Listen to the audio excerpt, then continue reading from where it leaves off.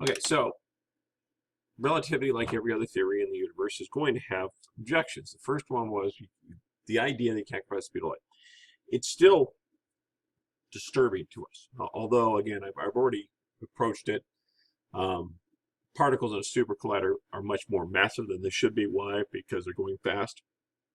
So there is a fundamental, logic to which you can see it. You can check the time it takes for the thing to expire. When you get to the speed of light, it'd be infinite time.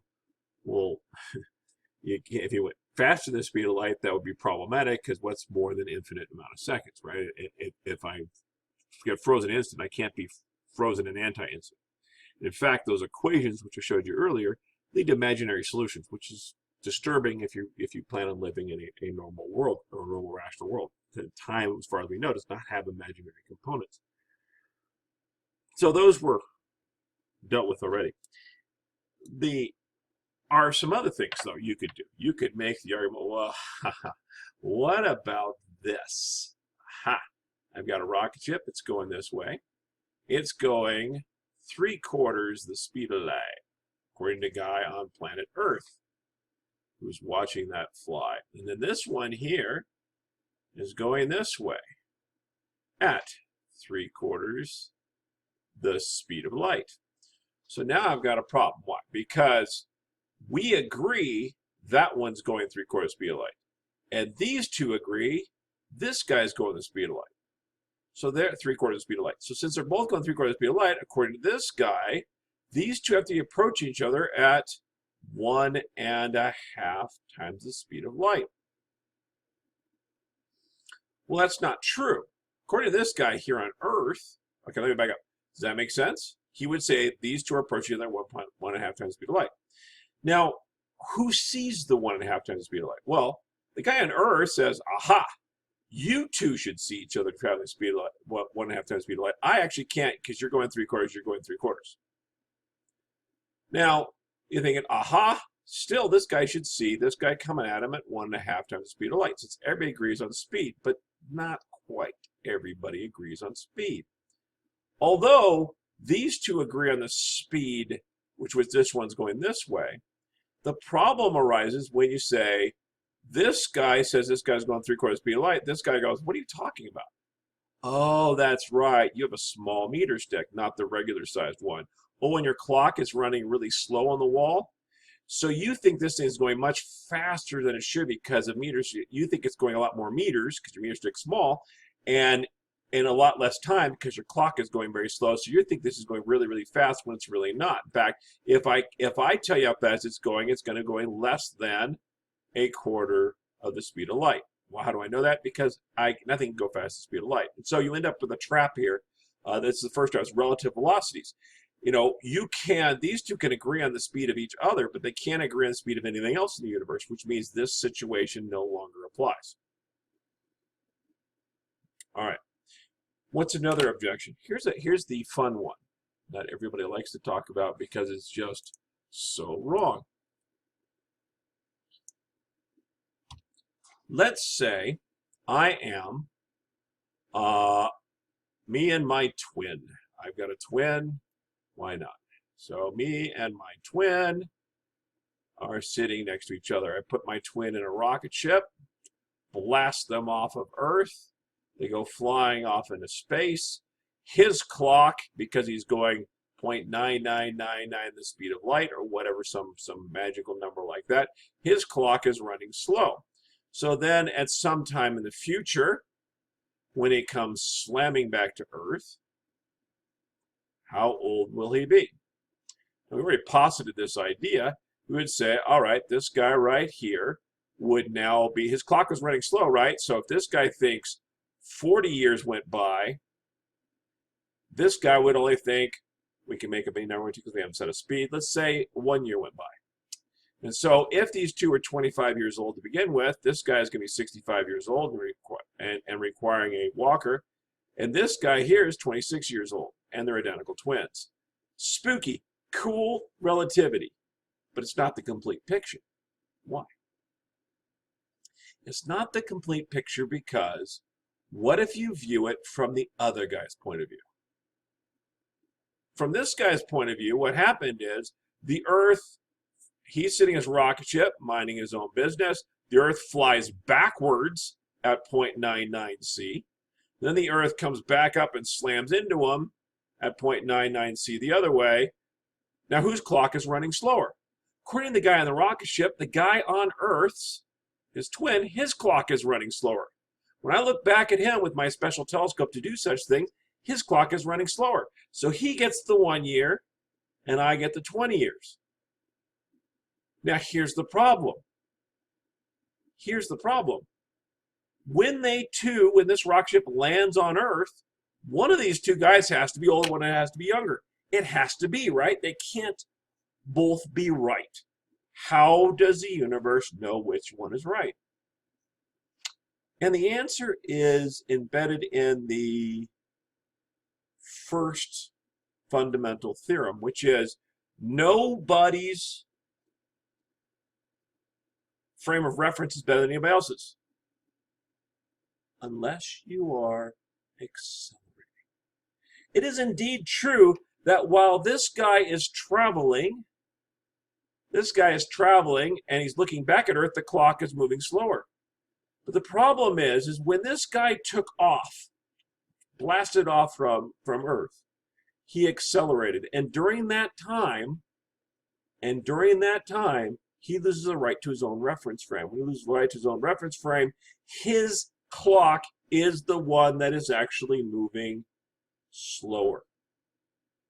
While he's drifting to the planet, he can look back at Earth and see how slow people are going on planet Earth. It's true.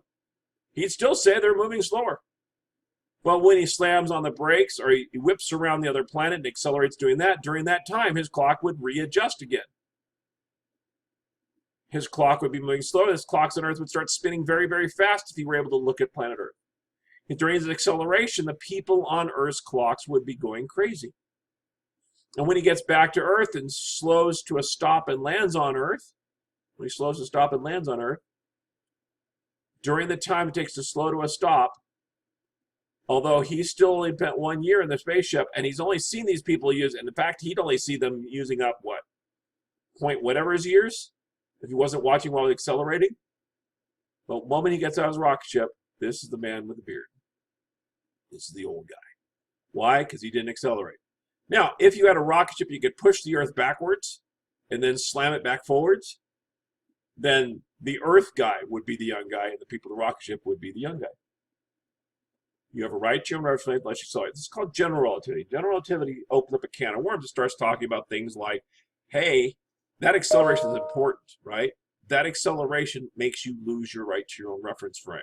All these things about math, all these things observed, all the things about clocks.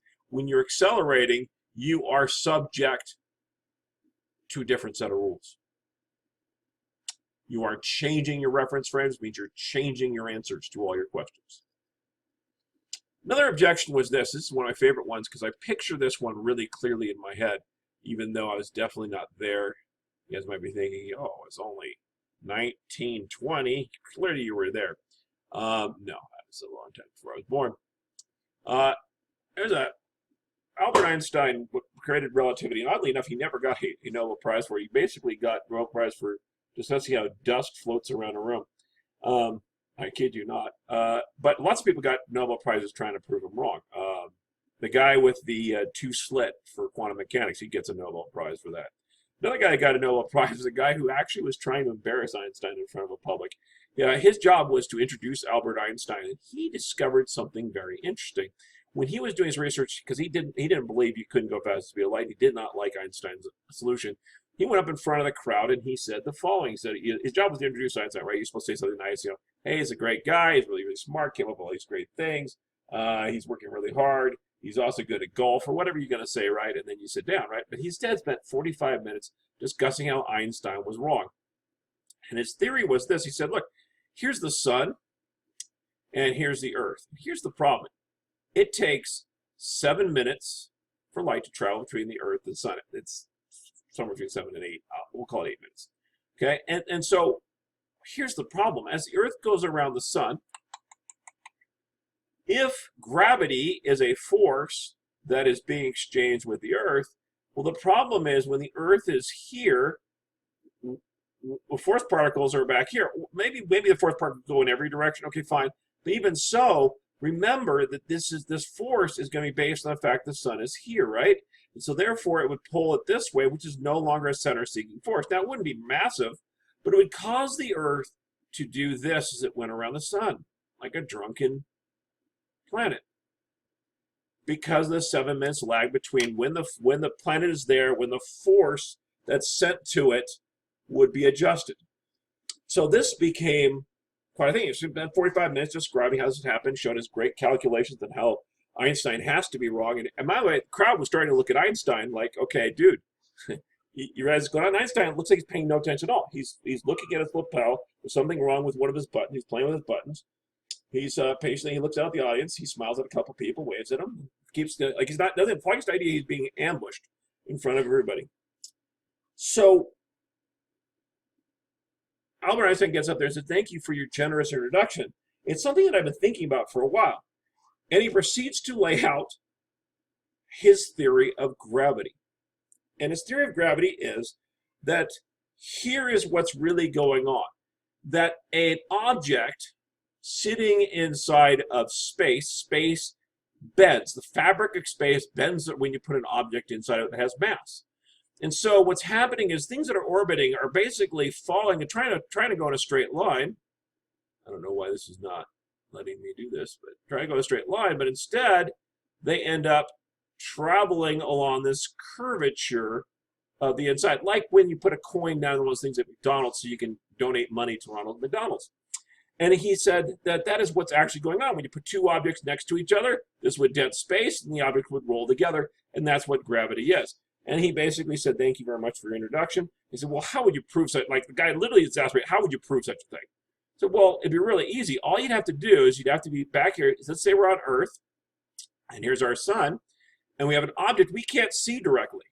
What would happen is the light from it would travel through space. Since space is bent, the light would bend with it and come into planet Earth.